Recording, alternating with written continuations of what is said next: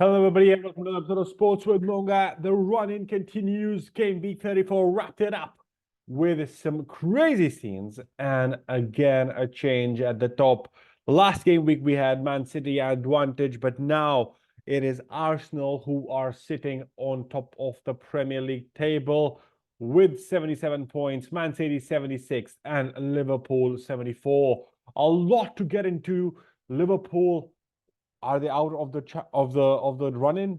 Is that over? Man City unstoppable and Arsenal rout Chelsea. Before we get into it, thanks for watching them and hit the subscribe button to be updated with the videos. The run-in, we're gonna completely do it till the game week 38, till it's decided who's actually going to win the Premier League this year. It's just exciting. It's a three-way battle. Still 2 points between everything. Of course, the top is 77, third is 74. So you can say anything can be decided with the game moving here and there, or loss here, win there, and it's all turned itself back on its head. But before we get into it, and for you to be on the journey, hit the subscribe button, hit the like button, hit the bell icon to be updated for more videos. And let's get into it now. Manchester City doing what they do best, with stepping it up on the gas, playing Brighton away. And they did step up, and how. Brighton was completely blown away. Kevin De Bruyne, 17th minute goal, starting the scoring. No Erling Haaland on the front. Julian Alvarez on the top. Foden, De Bruyne playing in the back, in the midfield, but they are lethal. And how lethal were they? An amazing to watch them. Phil Foden stepped it up, 26th and 34th minute goal, and Julian Alvarez scoring the 62nd minute before substitutes hitting. Foden was taken out as well, with De Bruyne, Bernardo Silva, Rodri also subbed out along with Kyle Walker. So all 5 substitutes used by Mr. Pep Guardiola. Jack Grealish, Jeremy Doku, Sergio Gomez, Matteo Nunes, and Rico Lewis all coming in. Ruben Diaz was on the bench and didn't even gonna make the start. John Stones was on the bench as well. Ortega and Oscar Bob. No Erling Haaland, but we're hoping that he will be back soon for the match against Nottingham Forest. Manchester City, they had an ease to a 4-0 victory over Brighton to continue their impressive Premier League form. De Bruyne gave the visitors the lead into the sublime header, the first he has scored in the competition. Foden added the second via free kick. Brighton argue should have not been awarded. Who can say the fourth? And after an hour's mark, Alvarez simply finishing following some good work from 2 assist Walker. Albion had 3 penalty appeals rejected in the second half. The biggest shout being Guardiola challenge on João Pedro, but were easily second best on the day as they finished XG of 0.49 to their opponents of XG of 1.29. City, who were now on the 1 point behind leaders with game in hand, traveled to Nottingham Forest on Sunday. Brighton are home at Bournemouth. Manchester City, I just stepped it up completely. It's going to be crazy. Brighton, on the other hand, are in the fringes of the second half of the table. They were 11th right now. Man City, 33 games played, 76 points, 1 game at hand, and the run-in continues. Pep Guardiola, definitely his striker, his main man, his 6th gear. That's what he said about Phil Foden. He said Phil Foden has a 6th gear. He can't play on the 6th gear all the time. But he proved again, Phil Foden, why he is lethal, scoring the brace, getting the win for Manchester City. Let's get into this, the big game, the big shock that we've had in the Premier League season, with Liverpool losing on a Mersyside derby to, yes, it's a Mersyside derby, so it has to be lost to Everton. That was a big shocker of a game. Liverpool's Premier League title hopes were dealt with a potential fatal blow as a slumped 2-0 defeat to City rivals Everton in an exhilarating Mersyside derby.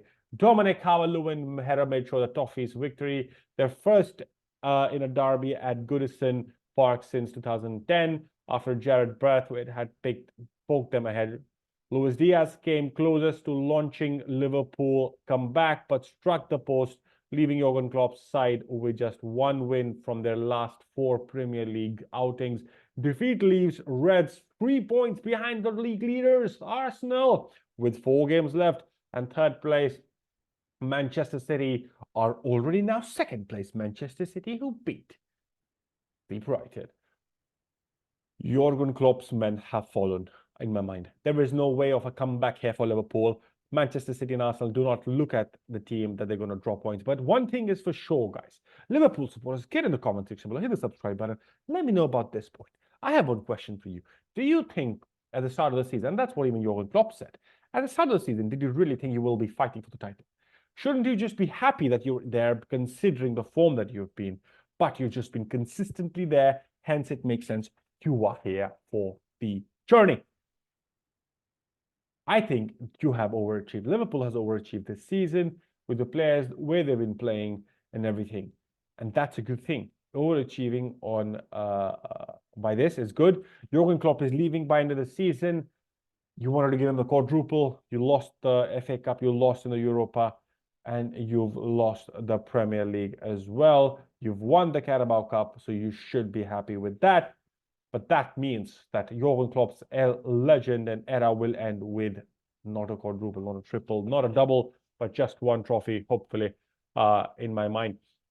But that's true. They will win with one trophy. But Liverpool would have hoped for better. Everton was complete. They just felt like there was, it was like Liverpool were completely taken by surprise, I think, and they just couldn't step it up. Of course, Salah and Nunez and Diaz had chances; they could have scored, but they didn't look. You can't be not critical in front of goal and then expect to win the Premier League title.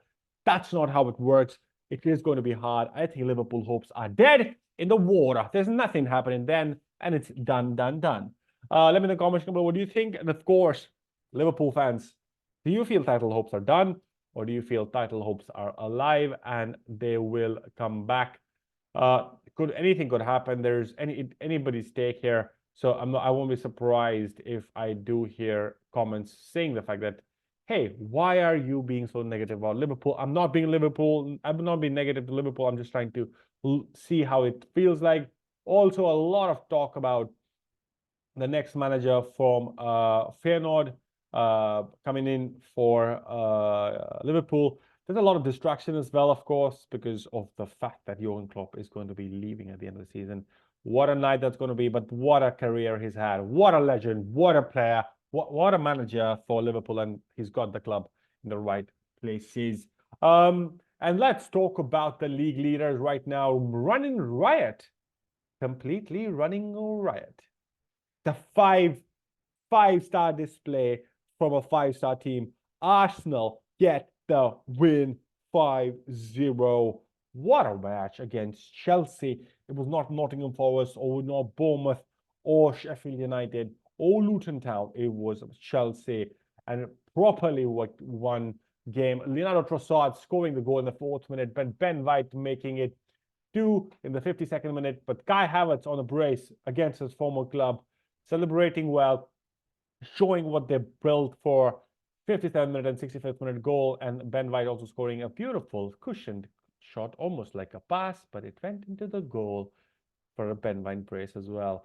Chelsea, completely shambolic performance. Nicholas Jackson almost forgetting that he's a striker when he's facing the goal empty. He's basically passing it back. Kind of crazy, but that's expected. That's Nicholas Jackson for you.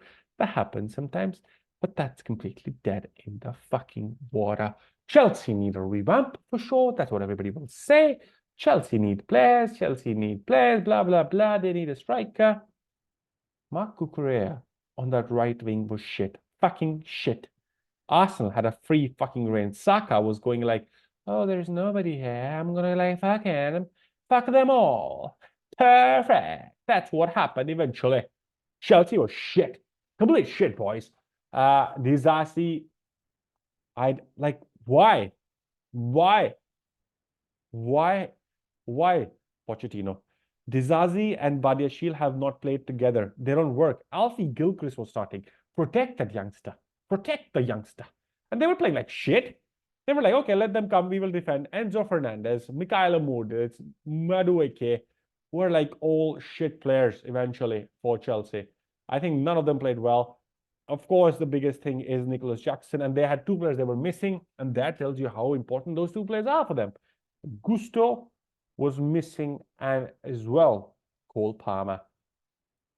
It seems like Chelsea is not Chelsea anymore. It's Palmer Chelsea, Palmer Chelsea, Palmer Chelsea, Palmer Chelsea. It's Palmer Chelsea now.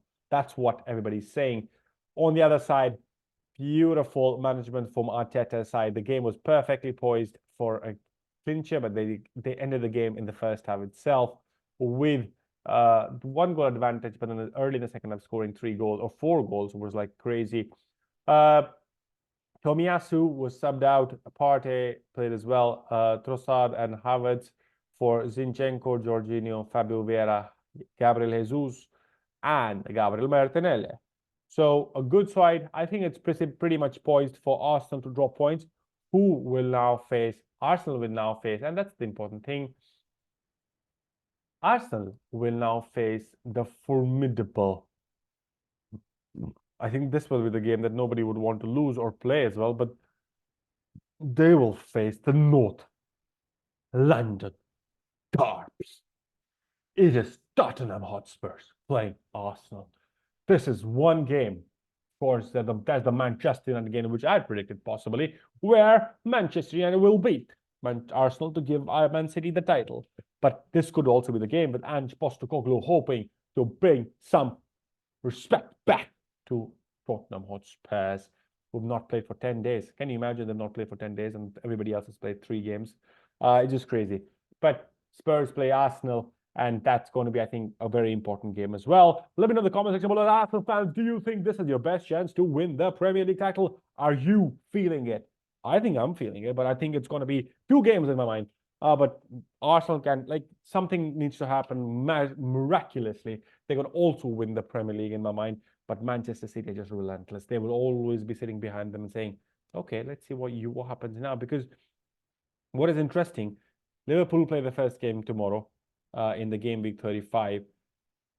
Then it is basically Arsenal who play the game before City play. So Arsenal can be on top.